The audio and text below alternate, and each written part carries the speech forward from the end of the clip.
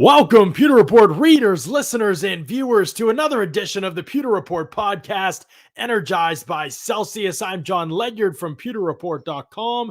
With me today on this Wednesday to promote and to preview the Bucs and Falcons upcoming matchup is, of course, the one and only Scott Reynolds, also at pewterreport.com. And what's up, John?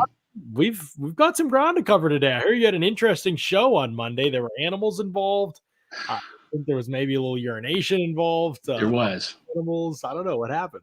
Well, it's the main reason I don't have a cat, John, because cats will piss on you wherever, even on a live podcast. And that's what happened with JC's cat. So JC has somehow stumbled into some of the more memorable moments on this show over the past couple of months. But I'm not going to lie. It was pretty funny. That's you had a good show on Monday. That's right. Well, go back and watch Monday's show if you haven't, folks. Scott and JC were able to wrap up, put a bow a little bit on the Bucs victory, comeback victory over the Indianapolis Colts, which obviously was one of the more impressive of the year, and especially in the terms of the way that, maybe not the entire game, but the way that they did it in the end. Yeah. So some good things that we'll draw from on this show too. But we're going to talk a lot about the Bucs' current injury situation, especially Antonio Brown today, and what we can what we've learned and what we can kind of glean moving forward, and why maybe some of the expectations that were out there were pretty off. But we're also going to talk, and Harvinder's posting this here, but we're also going to talk about this Bucs Falcons matchup in depth as well. So lots to get to, and it's all brought to you by our friends over at Celsius. Celsius powers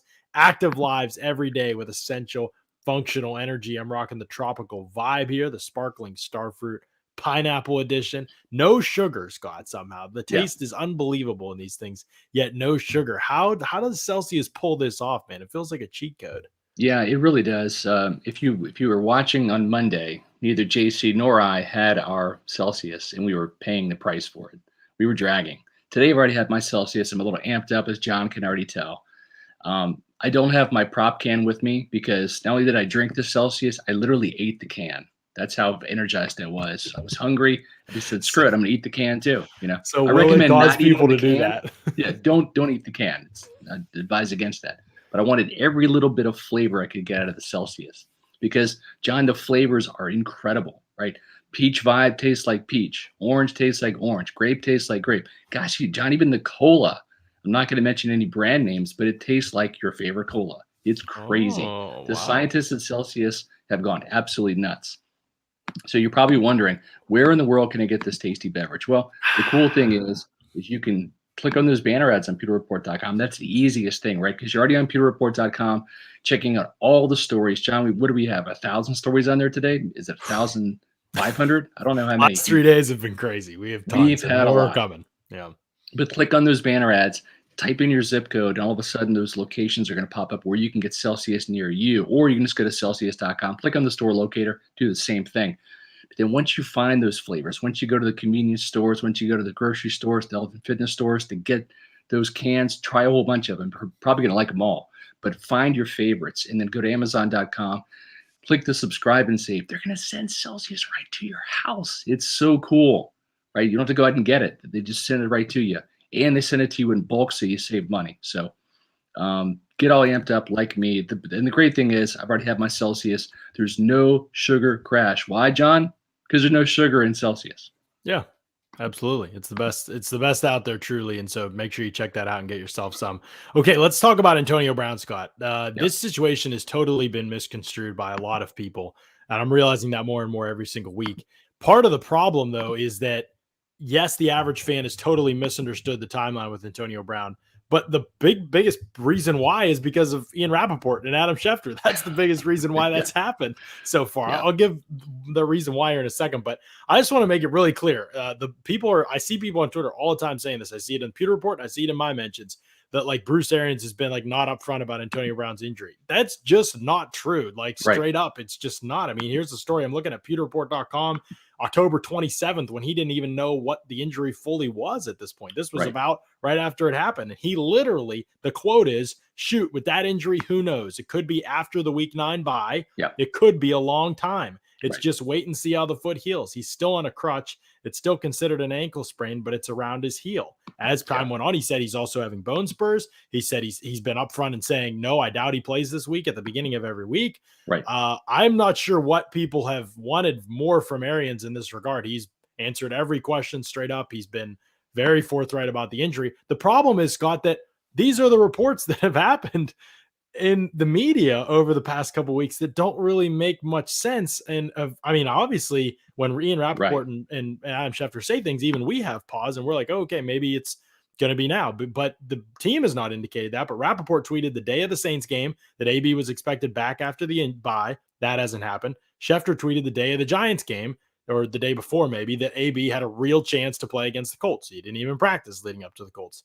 And then Schefter said this past Sunday that AB was his timeline with the 6 weeks was expected to end in Atlanta, and he was supposed to be back in Atlanta. Now Schefter is tweeting as of about 10 minutes ago, and I believe Matt Matera already has a story up on Pewter Report on this, that Antonio Brown is probably going to miss the next 2 games, the Atlanta game and the Buffalo game, before he's back in the lineup for Tampa Bay. He's been wrong twice before, and Rappaport's been wrong once. It doesn't seem like the reporting on this has been very good. What are your thoughts on this latest timeline based on the conversations you've heard, or just what you've been able to infer from this situation, Scott? I don't care. I want him back when he's 100%. All right. I don't want him back for the Falcons. I just don't. I want him back when he's 100%, when there's not going to be any re-injury, because where they're going to need AB the most is in the postseason. And I think he'll be back before then. I really do. But for the Bills game, for the Saints game, those are more important games to me. And even if he misses the Bills game, the fact that they've got Mike Evans, Rob Gronkowski, Chris Godwin, and Leonard Fournette, who's playing at a really high level. I mean, gosh, Leonard was the NFC Offensive Player of the Week award, and we tweeted that out literally on Sunday right after the game was over, forecasting that. It was not a surprise. Right. But there's enough weaponry for Tom Brady to throw to. I would just rather than wait. Listen, AB is no spring chicken, man. He's 33 years old. Mm-hmm. Let that injury heal.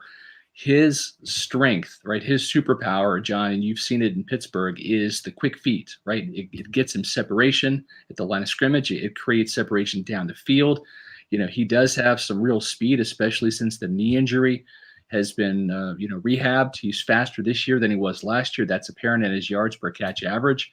Get this guy healthy. I'm not concerned about when AB plays, as long as it's sometime in December, and more importantly, in January. Yeah. I completely agree with you. I was thinking more about in time of what do you think is realistic of when he actually will be back. The reason I have a little bit of hope for this latest Schefter report is that it feels like somebody in the team was finally like, all right, let's just get this straight. Since he's not playing this week, since people are talking about it, let's just get this straight. He's missing the next 2 games, then we're hopeful to have him back. So I would say that it's realistic he could be back for that Saints game. Maybe that's the one that they're targeting him for. And if not, then maybe he comes back and he tunes up against whoever they have. Who is it? Is it the Panthers after that? I can't remember. It's the Panthers. Right? Panthers, Jets, Panthers, right? You mean after the Saints game? Yeah, for the Saints game, it's correct. It's Panthers. No, it's Panthers, Jets. Panthers, Jets, Panthers. Where's my phone? Falcons, Panthers. I don't know. Yeah. Or Falcons are this week. So yeah, Panthers. Yes. Panthers, Jets, Panthers after the Saints. So maybe those are the games that he's back for. I do think he'll play again before the end of the regular season. I do too. Yeah. Here's my other question to you. Do the Bucs need him to win games? Do they need him to play? Obviously, I don't think there's any question that he's going to be extremely helpful in the playoffs. The rest of their schedule just is not that tough. The Bills are the toughest team. They obviously have a great defense. They just lost their number 1 corner, by far their best corner, in Tre'Davious White for the season. I don't know that I see like a team. I mean, the Saints are obviously struggling a little bit defensively. I don't know. What do you think that they're going to need him to win? I don't, because here's the thing. Most teams have 2 elite weapons on offense. Yeah. Right. The really good teams have 3. The Bucs have 4, and I'm putting Leonard Fournette in that category now because Leonard's playing out of his mind, right? I mean, Leonard, what are you doing scoring 4 touchdowns, Leonard? I mean, come on, balling out. 4 touchdowns, right? So it's like we've seen like Mike Evans and Chris Godwin have pedestrian games. So when that happens, Gronk and Fournette have monster games. In the times when Gronk and Fournette really don't have monster games, it's Evans and Godwin going off, right? So The Bucs have 4. They're blessed. They're spoiled. When they have AB back, they'll have 5 elite weapons on offense if Leonard keeps playing this way. So I just don't think that they need him right now. Would they want to have him back? Sure. I mean, of course they would like to have him back as soon as possible, but I don't think they're going to need him back.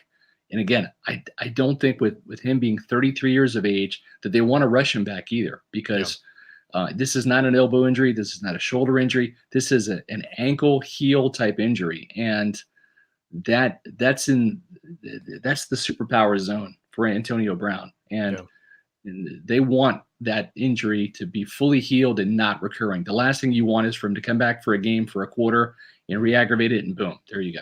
Right. Yeah. You want to make sure that he's risk-free when he comes back for sure. I will say this. I'm not sure whether they'll need him to actually win a game or not, but I will say this. Scotty Miller, the route running mistake that caused the interception, he did come back and he drew the pass interference. I still think his usefulness extends. Like, he played 4 snaps. He made a great block for Gronk. Yeah. I don't know if he's going to do that every week, and he drew a pass interference call. And he could have, honestly, if he'd run a better route, he could have had a shot at that deep ball that ended up being intercepted too.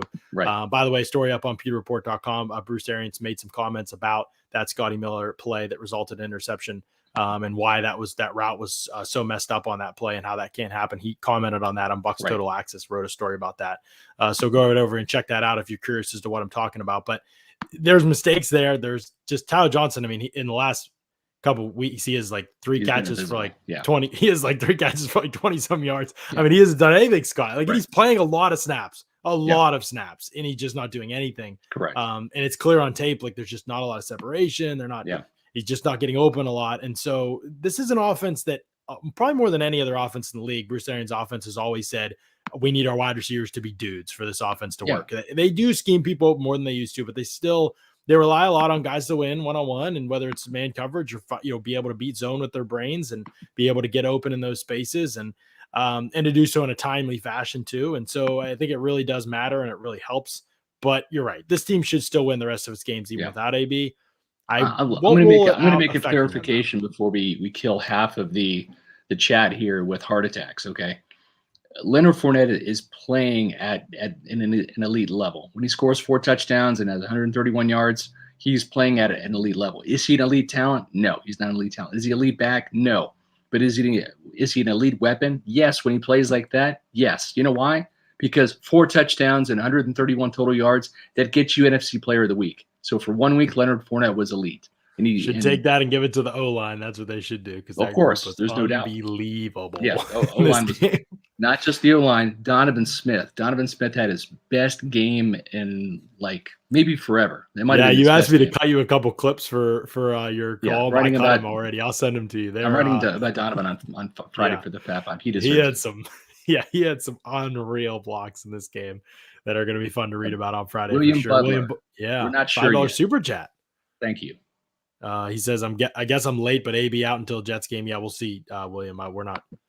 That one we'll have to wait and see on. I think he'll be back before then if I had to guess, but it might be like the game before then. It might not be that Saints game. We'll just see. It's just all about, like you said, the Bucs are determined not to rush anyone back. They know they're making the playoffs. 538 has them at 99% chance to make the playoffs. Like, basically almost the same thing. What's it? 97 good, right, to win John? the division. I'm not good at math, but that seems pretty good. They're probably going to be the 1, 2, or 3 or the seed, depending on what happens if nobody else messes up, because they're like 97% chance to win the division too. So I think for them, it's like, okay, let's get in and be at full strength when we're in. And then we'll just see what happens. Obviously, you'd love the top seed, but I don't know.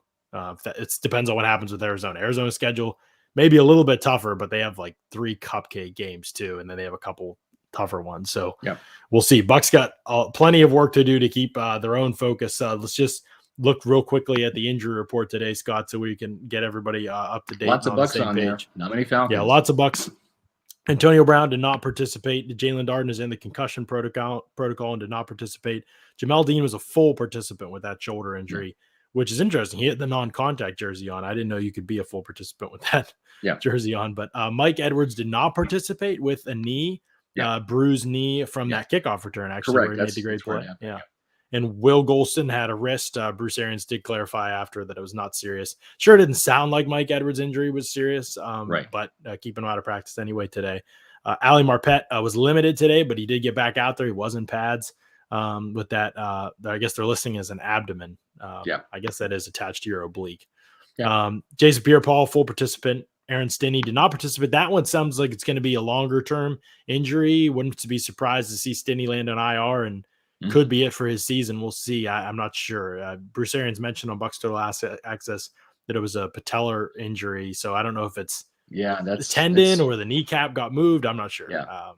So that's usually a really longer term for one. Stinney because he's in a contract year, just like Alex Kappa is. And I think that Kappa is going to be gone in free agency. I'm doing a story also on Friday on just what it's looking like a little bit early for some of these Buccaneers who are free agents. And it really would have been good for Stinney, right, to even help his cause even more to get in there and play in that Colts game. It sounds like Marpet has a chance to come back this week, so it's going to be really quickly as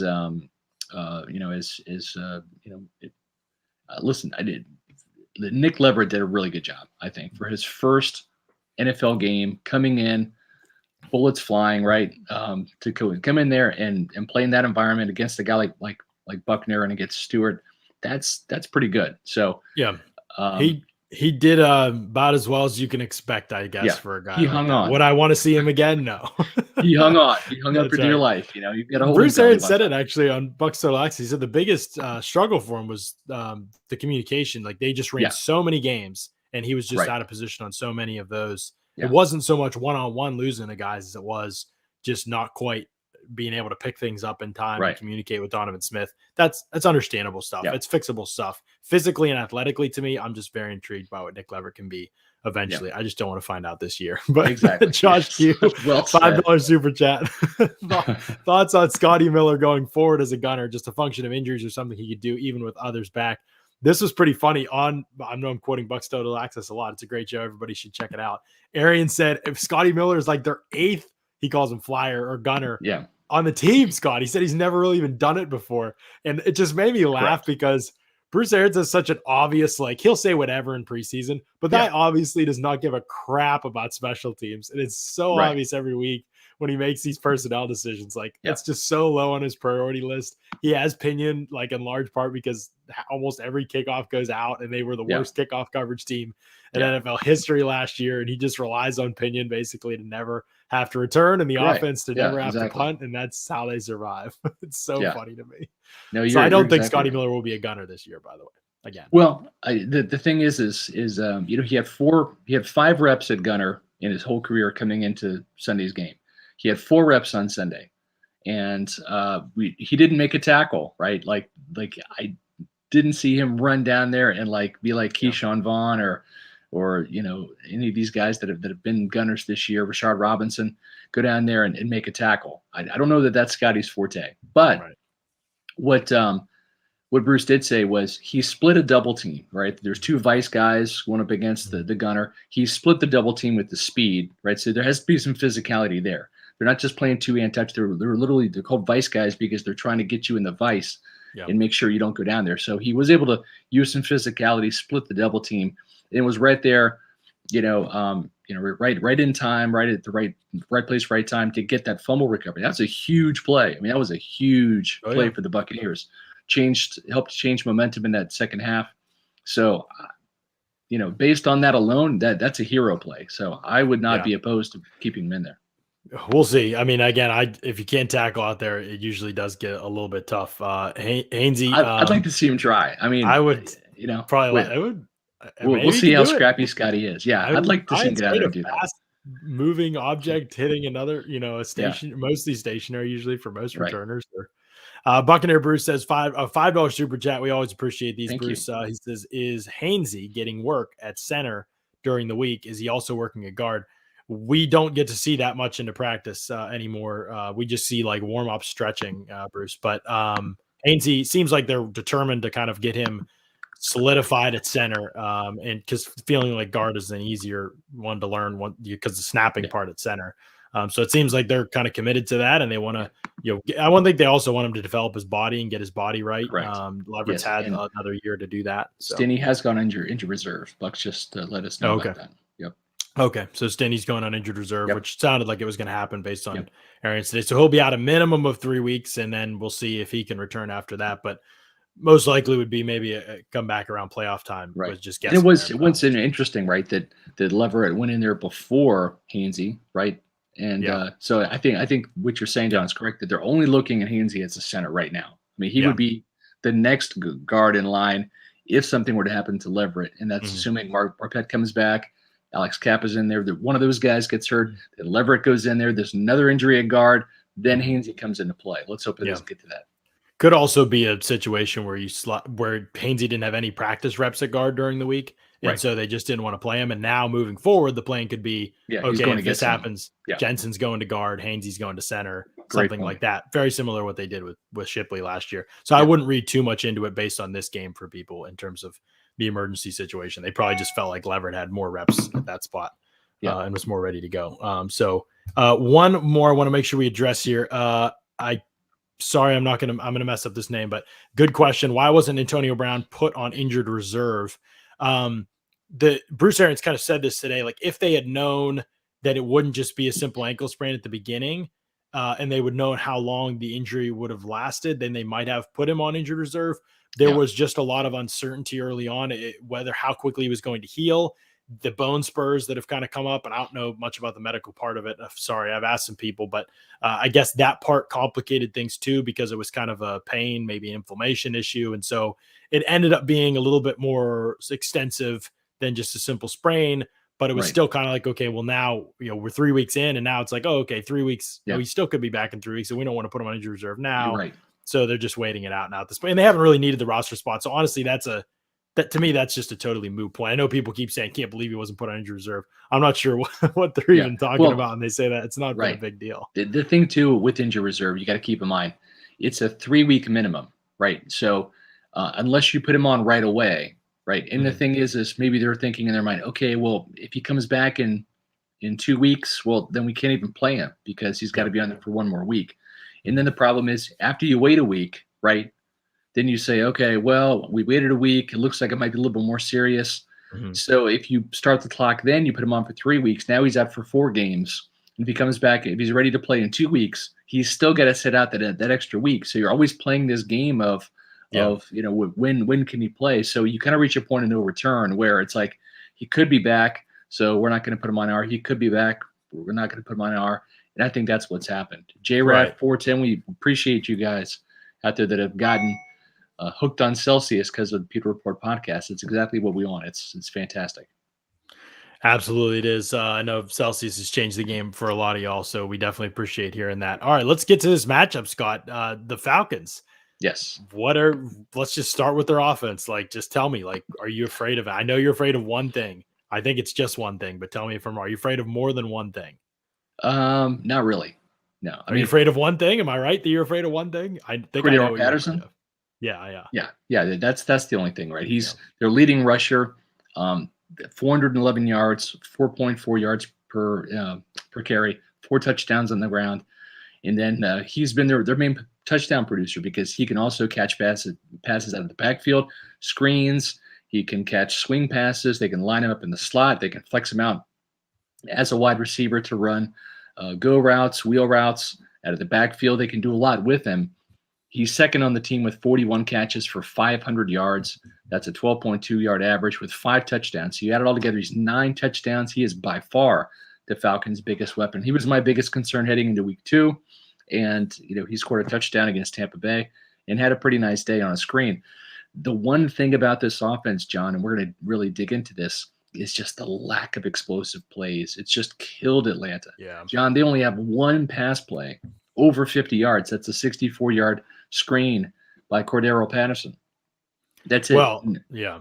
Beyond There's that, I nothing. mean, those explosives might even be rare, 50 plus, but just looking at their 20 plus, 40 plus, Yeah, I mean, they're they're just 28th in non-existent. the NFL and 20 plus yard pass plays and they only have 40 plus yard pass plays, which is Correct. 27th in the NFL. So Yeah. 27th in Yak. I mean, it's hard. Like there's hardly a category that exists in the NFL statistical team statistics that Yeah. the Falcons aren't 25th or lower on, like Right. on either side of the ball. Yeah. And It's the thing is, amazing they have 4 wins, 5 wins.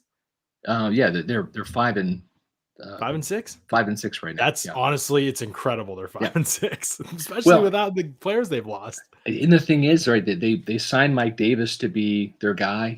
We were both concerned that they would draft Javonte Williams out of North Carolina in the second round. They didn't. And Patterson's kind of been that guy for them, but Mike Davis has really been a horrible signing. I mean, he's averaged 3.2 yards per carry, 300 yards at this point in time. He's not really the starter, although he's got more attempts than Patterson, 96 to 93. No touchdowns. His longest run is 18 yards.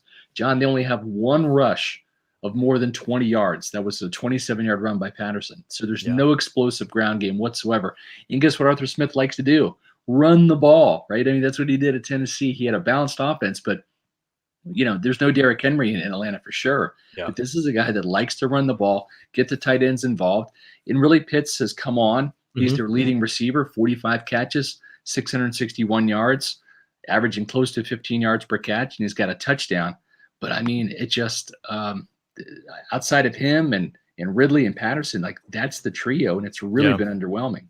Right, and Ridley's obviously been away from the team now for a long stretch, dealing with some personal stuff, and so no word on him maybe even returning this week or before the end of the season even. So he's been a guy that's absolutely shredded the Bucs when he's played them. Last year was just, I mean, he had field days against the Bucs, and so that his loss has been something that's hard for them to overcome. Russell Gage is more of a possession slot guy, good player, but not a number one, and now he's kind of being asked to operate that way a little bit too. And Patterson is practicing, as Josh Q notices with this $5 super chat. He is practicing at safety too, backup safety for them. He really wants to play on defense too. He wants to be known as that all-time utility guy. So we'll see what happens. He is a dangerous player because he's so hard to get down. I think that's the biggest thing with him. It can be an innocuous pass, and he's just hard to get on the ground. Right. Not many guys have the speed to go vertical and the size and strength and balance to make plays underneath. It's crazy that he's 30 plus now. And technically, statistically, production wise, he's a bust. Like where he was taken in the draft, his career has not lived up anywhere close to that. And yet here we are, like, I don't know how many years, double-digit years into his career. And he was almost out of the league at a couple of points, and now he's more dangerous than he's ever been. You're right. He was kind of relegated to kick return duties, right? Where he's a really good kick returner. But as you said, Arthur Smith saw some versatility there. He's like, let's make this guy a running back, but also a pass-catching running back / receiver. And it's worked in Atlanta, and he's an exciting player to watch. I appreciate his game now. I love his game because of his versatility, and he really can create some mismatches, So I think the key is always, John, is just getting pressure on Matt Ryan. It's getting this guy to throw some errant balls, to get sacked. I think that's the biggest thing.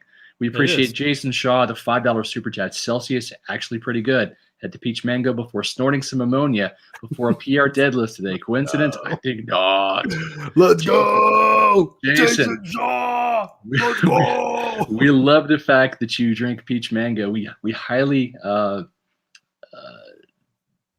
wish that you didn't snort ammonia. Okay, I'm just gonna say that.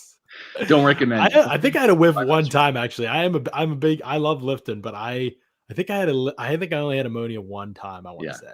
I mean, I would prefer that, like, the term whiffing as opposed to snorting, right? That's true. It seems like true. Be careful. Really gets up in those sinuses, I'm gonna snort some ammonia. So he probably doesn't even remember that. Just like a little like that. Like they told him after it was a PR, it was a personal record, but he don't remember it. Right.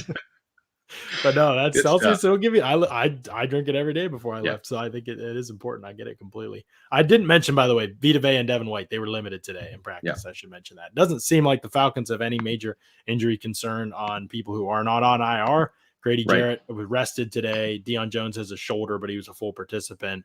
Cordero Patterson rested today, and Kendall Sheffield was a full participant with a hamstring. The only guys, Jonathan Bullard, rotational D lineman, did not practice with an ankle. So we'll see how that goes there. But in terms of the Falcons offense, you kind of captured it already, Scott. Like, Arthur Smith has did I sum it up already?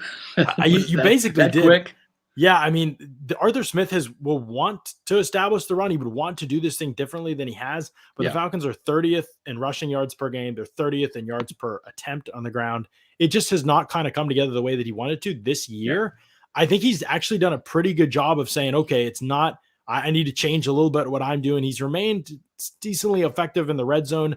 Right. It's funny. The Falcons have 33 red zone trips this season. The Bucs have 33 red zone touchdowns this season. So the Bucs have as many touchdowns in the red zone as the Falcons have total trips to the red zone this year. So it's just, that's kind of, Arthur Smith has kind of made the most of what he's working for. I mean, not having Calvin Ridley a lot of the year. It's not his fault that they drafted probably 2 busts on their offensive line over the last couple of years and have not figured out left guard at all. And Jake Matthews is aging. And so he's just not had a lot to work with. I think he's done a great job with Patterson. I think he is a good coach. I think that ultimately the arrow could be pointing up for the Falcons, but right now the talent is the biggest thing. They just do not have that much talent. They're probably one of the least talented rosters in the NFL right now. And, you know, I agree wholeheartedly, John. And I think too, part of that stems from the fact that their offensive line is kind of pedestrian. You know, they've got some, and they've spent the resources there. Yes, they got some high draft picks in that line, right?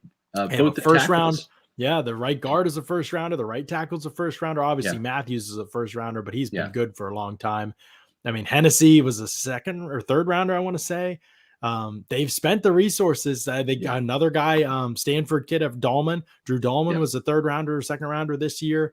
They've spent tons of resources on the line for this scheme fit too. And right now, it's just pretty underwhelming across the board. They need some of those guys to step up. I think Lindstrom's been okay, but they need guys to step up more than they have this season. Well, I think too, it's like, you know, the one thing we haven't seen this year is, correct me if I'm wrong, I could be wrong, but I don't think we've seen a Blaine Gabbert sighting on the road yet. I think Blaine has only seen actions at home. You would know that better than me, man. I don't even pay attention. Sometimes they get like lost in the Gabbert fantasy, and I forget. You imagine him out there on the road. Yeah, of course, exactly. Yeah. But I think a Gabbert fourth quarter mop up duty this Sunday that could be in the offering. I will say that the Buccaneers historically have had close games in Atlanta for whatever reason. I mean, look no further than last year. Remember, the Bucs trailed Atlanta 17-0. The Raheem Morris Falcons last year, 17-0 at halftime. I even went on Twitter and said, this does not look like a Super Bowl contender at all, right? Of which Jason Light put me on blast after the game. So did he? He texted me and he's like, you tweeted this, right? I'm like, yeah. He's like, all right, well, you know, look at the final score, bitch. You know, he didn't say that, but I mean, that's what he was thinking. That's what he was thinking. Which game was this? The Falcons game, 31-27. The Bucs scored 31 points in the second half. Oh, to come back and beat the Falcons. Yeah. Right. Well, you wrote it this year too after the Washington loss.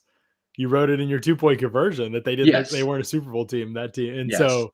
And I didn't know if that's what you were talking about. If you heard, well, no, and I listen. I was clear. I said this Buccaneer team, the team that showed up, they're playing. That team did not look like a Super Bowl contender. We'll see if they can bury that team.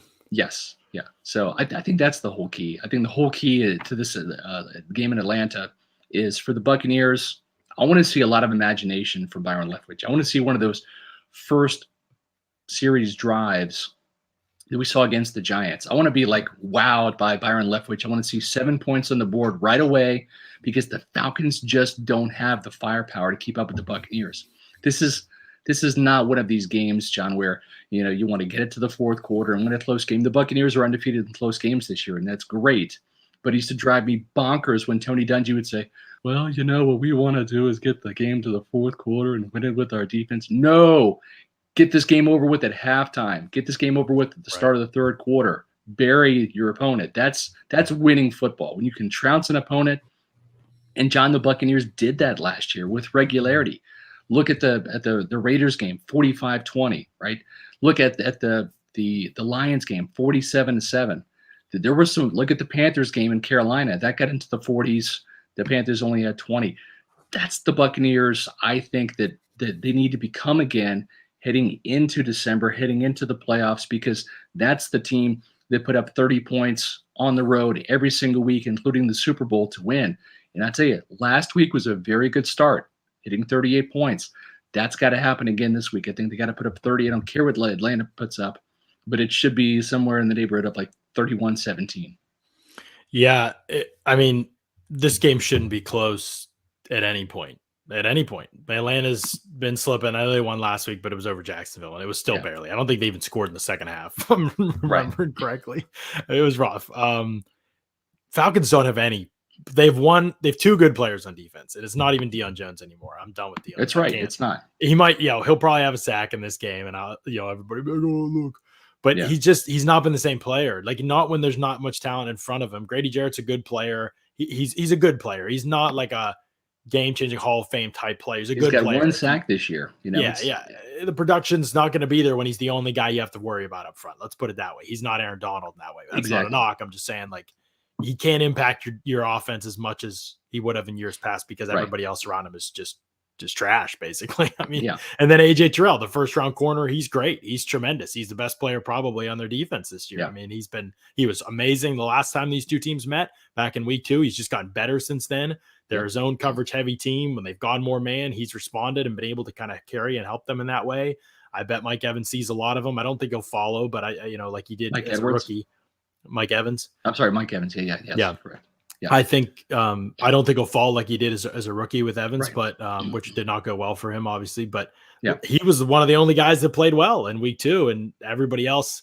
I mean, Mike Evans and Chris Godwin's statistics against the Falcons are insane, like just bananas type of production. So I do think you'll see a big game from those guys this week against Dean Pease. And you know what, John?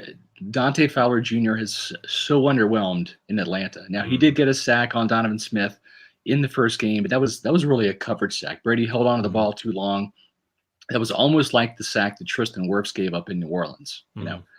Brady was just kind of hanging in there a little too long, didn't step up in the pocket, didn't run, didn't throw the ball away, and that was really more of a coverage sack than anything that Fowler had on Smith, kind of reaching around and batting the ball out. But I'm with you.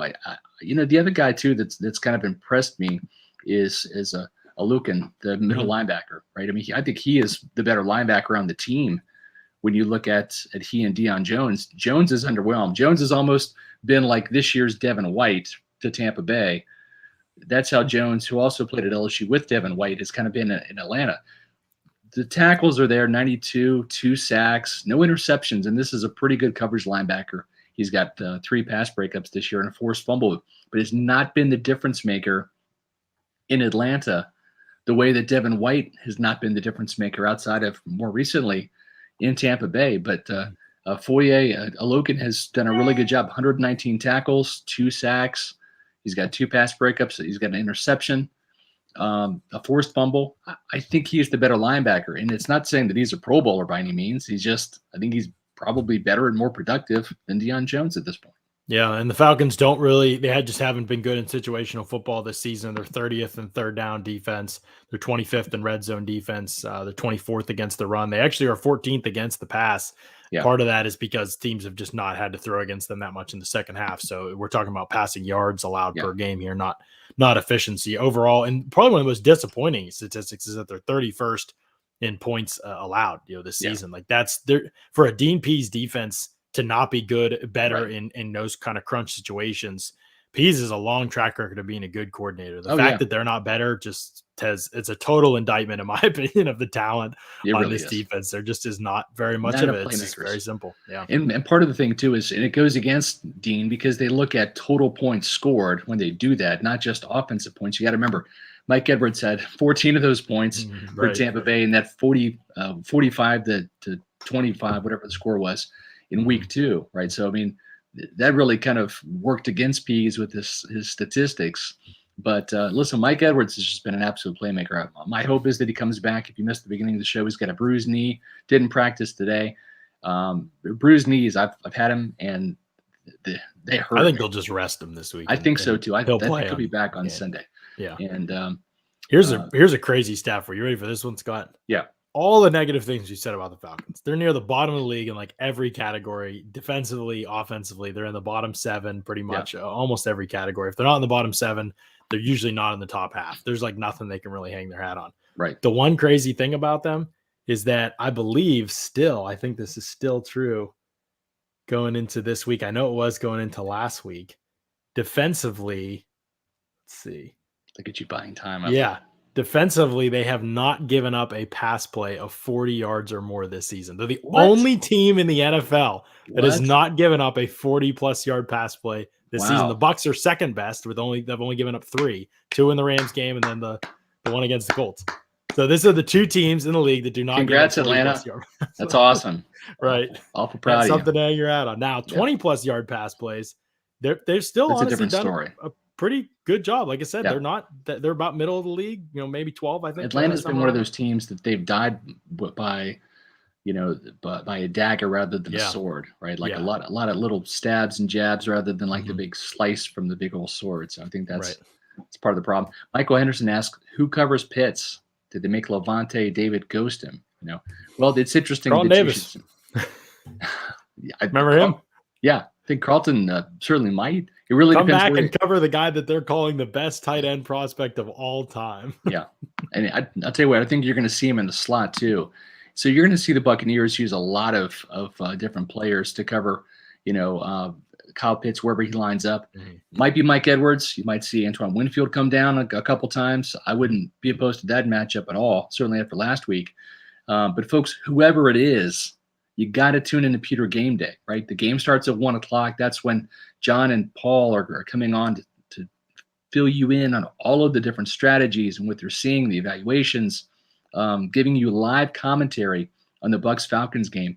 And it gets started at noon with the Pewter pregame show. So make sure you join us, where we'll all be on there breaking down all of the individual matchups, looking at the lines in the game, and taking you right up until kickoff. So Pewter pregame at noon, followed by Pewter Game Day at 1:00. And John, I tell you, the thing that you want to do when it comes to your pregame is make sure that you've got your bets placed at MyBookie. I think right now the Bucs are -11 in Atlanta. Vegas is expecting a blowout. But the thing is you can double your first deposit bonus up to $1,000 using the promo code Pewter. Everybody's trying to cash in on the next best crypto. But if you want to make a guaranteed bet in a guaranteed way to double your money, all you need to use is the promo code Pewter at MyBookie. It's simple. Sign up at MyBookie with promo code MyPewter. With Pewter on MyBookie, and your first deposit is immediately doubled all the way up to $1,000. How's that for a quick turnaround in your investment?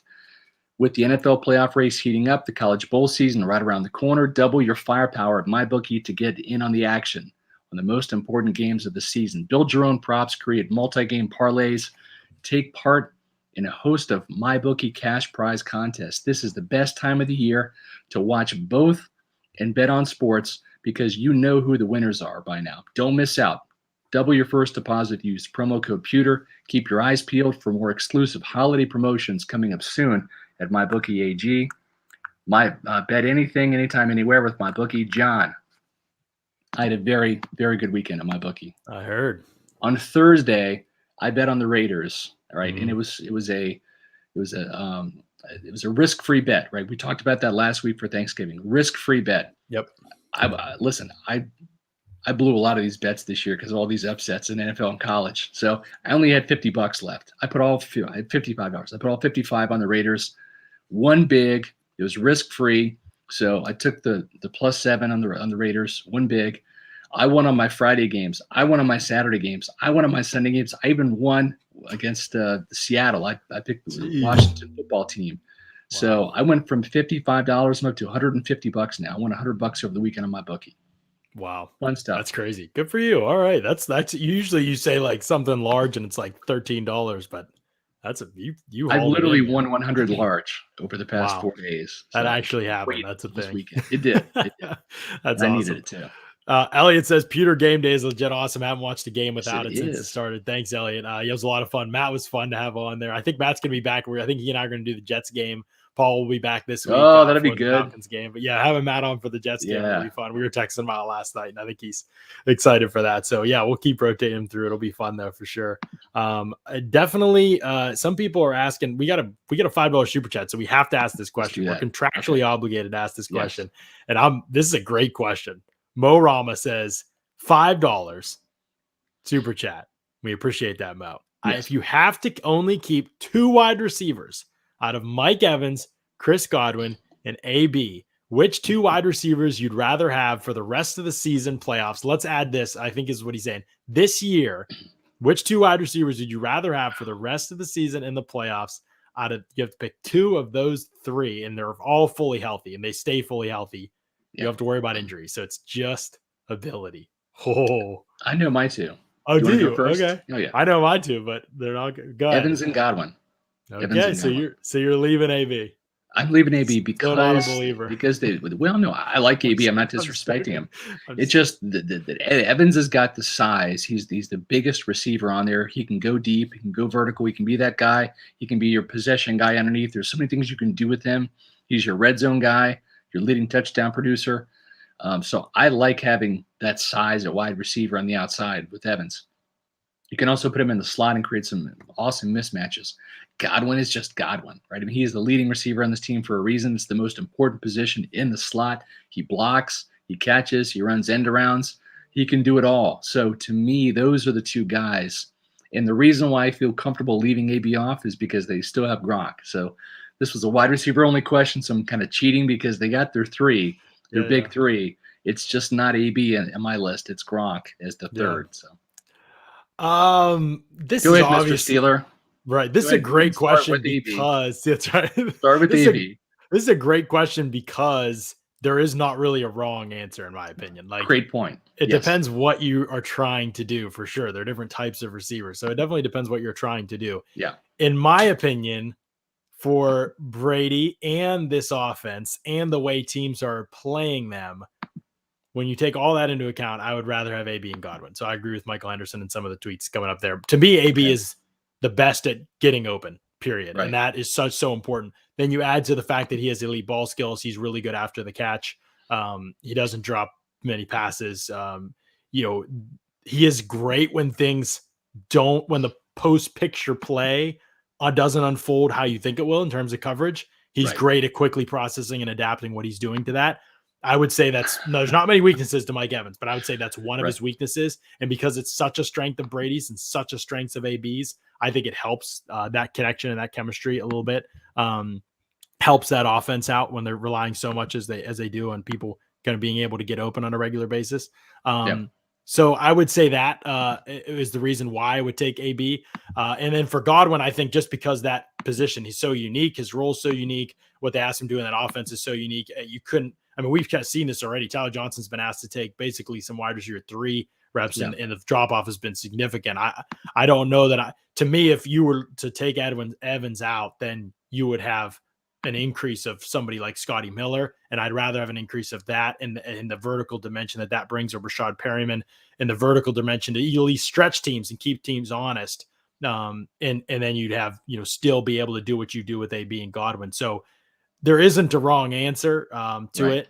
Evans is obviously a great player, but that's just how I'd prefer to run it. That's what I think would work best with what they do currently. Anyway, so lots of interesting answers and a great question for sure. We appreciate that $5. Got it. Okay. Point noted. Right. Yeah, that's right. I want him cut. Right. Definitely want him cut.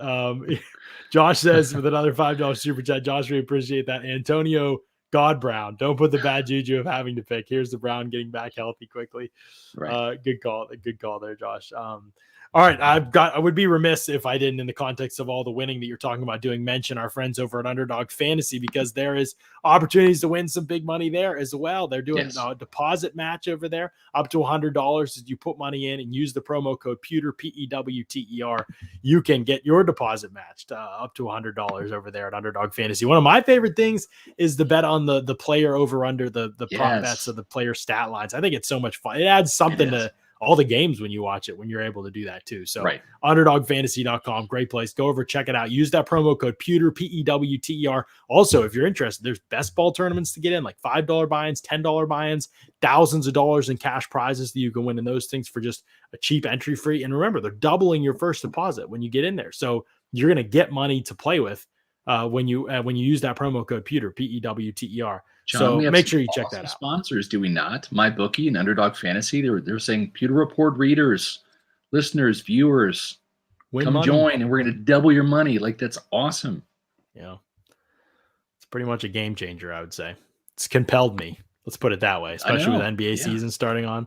It's Right, there you compelled me. go. I bet on the Thanksgiving Day games. I did. It did not go that great. Well, here's what you want to know what happened. You want to know what happened? This is what happened on Thanksgiving. I bet DeAndre Swift to have, I think it was over under was 4.5 catches. He had 3 on their first drive, Scott. It was like, all right, so you're feeling good. pretty good, right? Yeah, got hurt in like the first play of the second quarter, out for the rest of the game. Then who was the other one?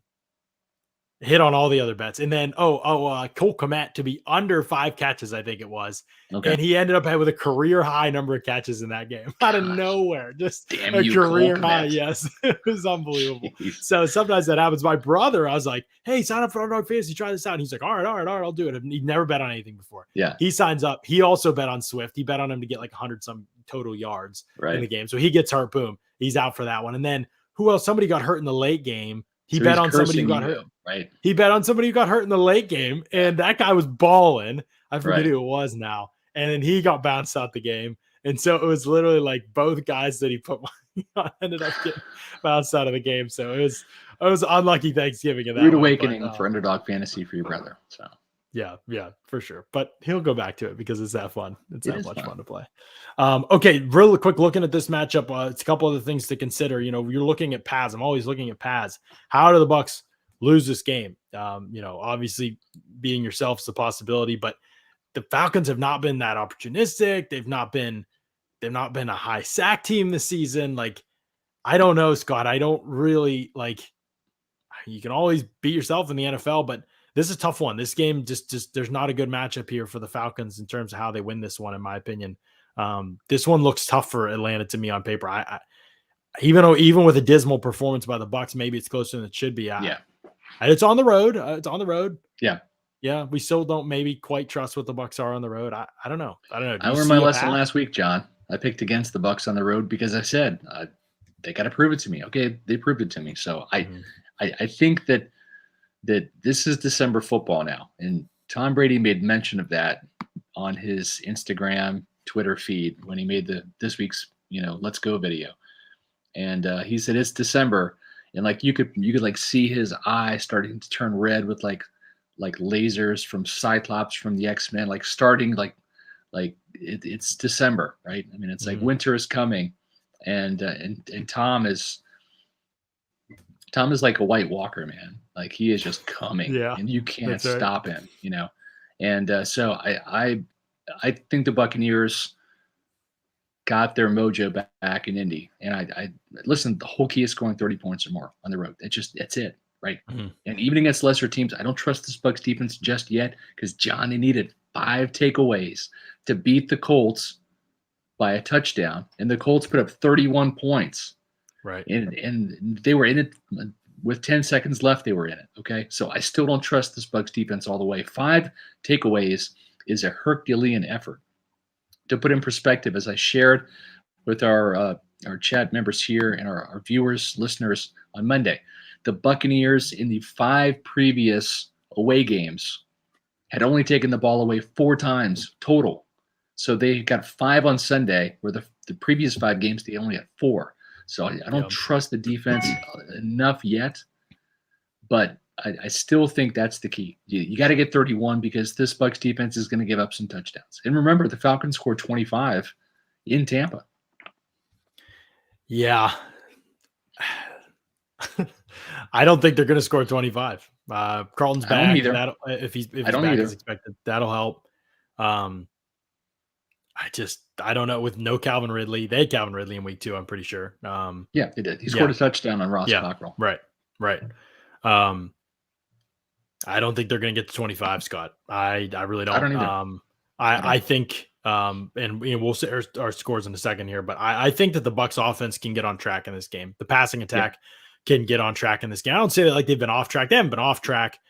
They're just trying to figure out a world in which nobody in the league is going to, Bruce Arians talked about Bucs total access again. He said, like, everybody's just dropping out coverage against us. So that's why we're throwing to Leonard 100 times a game. Leonard has one more catch than Mike Evans. And I get that. I understand the philosophy, but you have to find more answers, like for getting the ball to Mike Evans schematically and what you're doing. It's not like they can't get Evans open. They are Right. not starting him. They're not starting progressions to Mike Evans and Chris Godwin. You could see it on Right. tape. Brady is starting progressions to the other side of the field, and he may like the concept more over there. You have to find a way to get your best players involved in the concepts that are best. So he might have a concept, Correct. a three-man concept to his left, and Evans and Godwin are backside. And this happened against Washington way too much. Evans and Yeah. Godwin are backside. And the way the defense is structured, he likes the three-man concept more, but the worst players are there. I So know. That's it's the worst crazy. players on his team. Yeah. So you have to figure out, okay, we're not just going to go with whoever the best, like we're going to get Evans and Godwin more involved in some of the concepts that are winning against some of the defensive looks that we're getting. And we're not going I to agree. ask Brady to be like, oh, we're going to go backside now to get Yeah. to these guys. You have to figure out a way to take those players and put them where the concepts are winning more often. And Right. that is kind of the next step for this Bucs offense.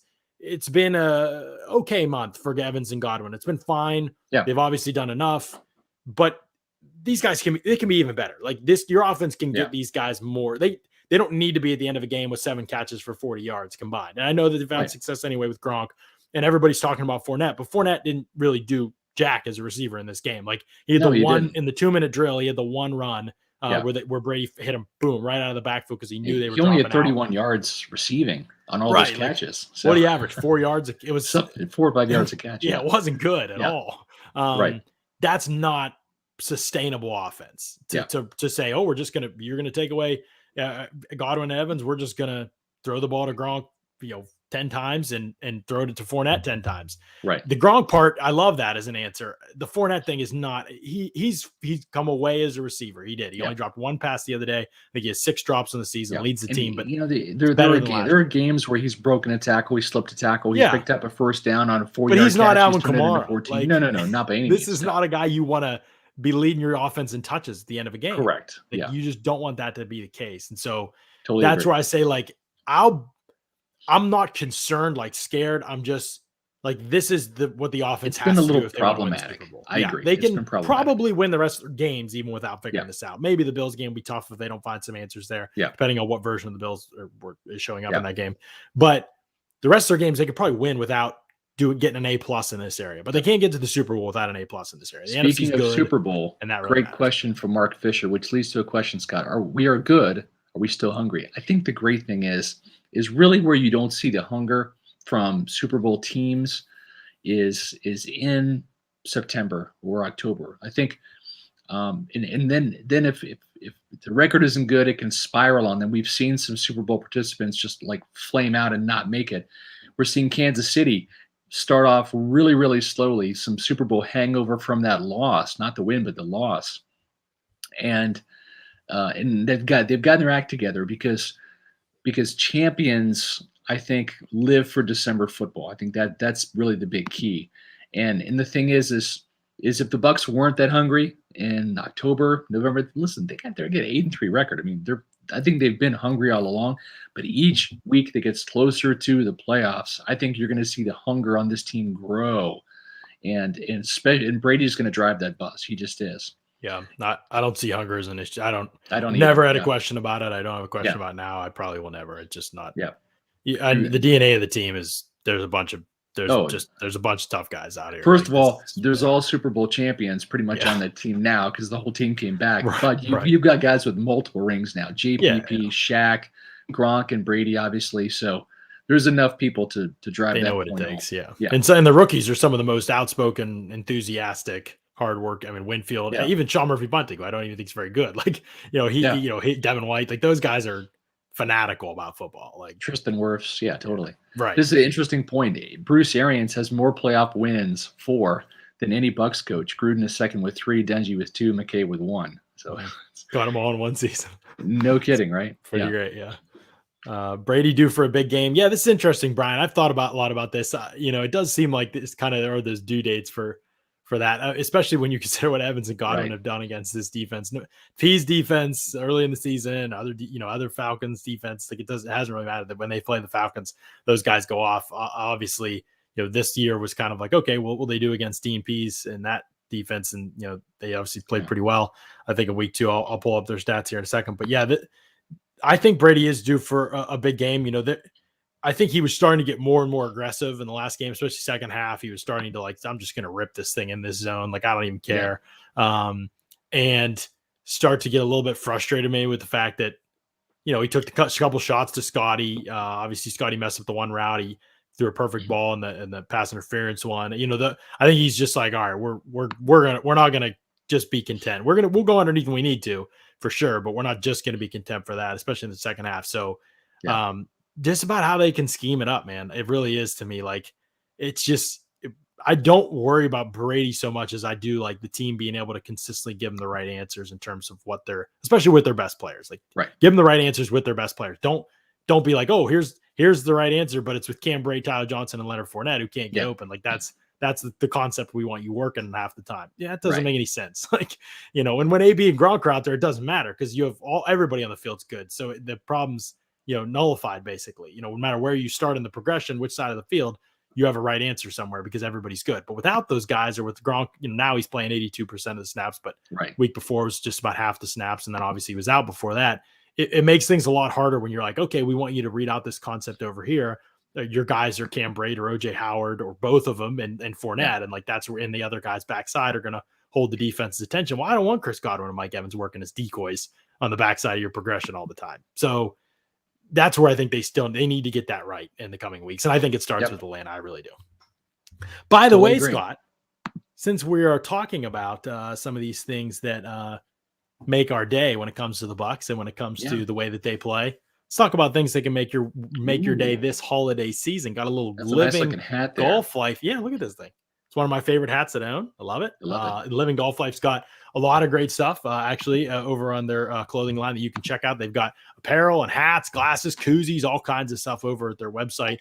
You can check that out. Check out some of their new products as well. If you love getting out on the course, great place to ask for something for the holiday season and say, hey, listen, this would be a great gift for me, or get a gift and give it to somebody else that likes getting out on the course as well. livinggolflife.com. You can check out all that they offer, and you can follow them too to see all their new items as they go up at Living Golf Life on Instagram as well. So great stuff from those guys, and great opportunity to get yourself looking good when you get out on the golf course as well. So we're getting to that point, Scott, where we're ready to give our predictions here, I think.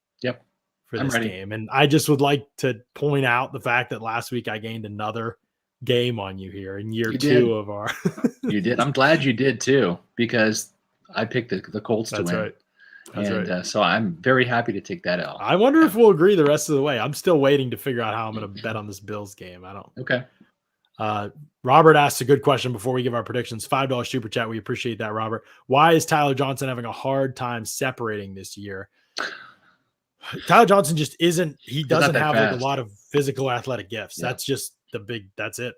I mean, that's it right there. He has to be like a savant technically to be able to consistently gain separation. And he's not that. He's good. And I think if he played exclusively from the slot, and probably if he played in a little bit of a different offense, that would help too for him. But there's parts of it that really work for him. Like the blocking, he was terrific as a blocker. He's a physical guy. So I think sometimes the separation from him comes from the push off rather than the elite ability to get in and out of breaks, right? Because he just doesn't have that quickness, doesn't have the acceleration off the line. So I think he's got that separation comes from a lot of like pushing and shoving sometimes. And it's not to say that he can't, run a route and can't, have a clean break and get open. He can.